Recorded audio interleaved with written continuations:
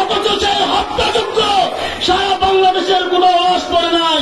যখনই আল্লামা সাঈদীর বেদনা দেওয়া যায়, দিবালুকে গুলি করে মানুষকে হত্যা করেছে, এমন নৃশংস হত্যাকাণ্ড সম্পন্ন করেছে, সেখানে আমার মতো একজন ছোট্ট মানুষকে 1 নম্বর আসামি করেছে। অথচ নিশ্চয় সেই দিন ঘটনাস্থলে ছিলাম না। তাদের এই স্বৈরাচারী কায়দায় আমার মতো হাজারো মানুষ, নিরহ মানুষ মামলার শিকার হয়েছে। আজকে বাংলাদেশের এই কঠিন পরিস্থিতি একটি স্বাভাবিক হয়েছে।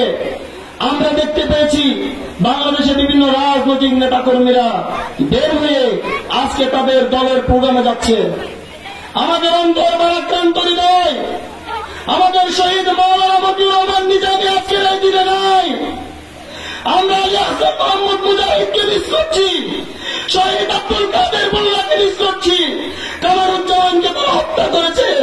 বাংলাদেশের শিল্প অঙ্গনে, বাংলাদেশের শিল্প উদ্যোক্তায় শহীদ মীর কাসেম আলীকে হত্যা করেছেন, যিনি ছিলেন শুধু বাংলাদেশ নয় পুরো বিশ্ব ইসলামী আন্দোলনের অন্যতম পুরোধা।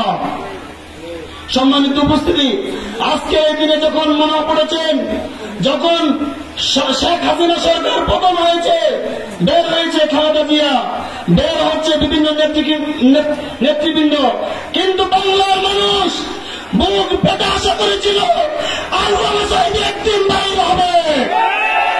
আমাদের আল্লামা সাঈদীকে দেওয়া ইনজেকশন পুশিংয়ের মধ্য দিয়ে সে হসপিটালের মধ্যে সাঈদী সাহেবকে হত্যা করেছে। তারা সেই দিন আন্তর্জাতিক অপরাধ ট্রাইব্যুনাল গঠন করেছিলেন।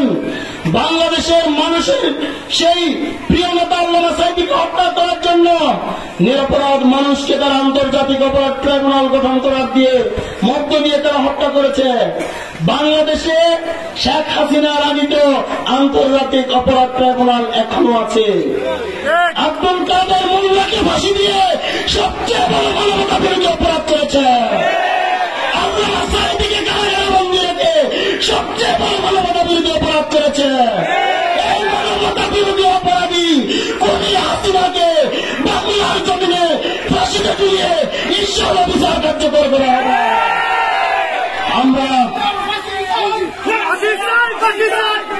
সংগ্রামে উপস্থিতি, আমরা জানি হযরত আল্লাহ রাসূল সাল্লাল্লাহু আলাইহি ওয়াসাল্লামের হত্যাকারী ছিলেন আল্লাহ রাসূল সাল্লাল্লাহু আলাইহি ওয়াসাল্লামের চাচা আমির হামজা রাদিয়াল্লাহু তাআলা আনহু হত্যাকারী ছিলেন ওয়াসি। তিনি পরবর্তীতে ইসলাম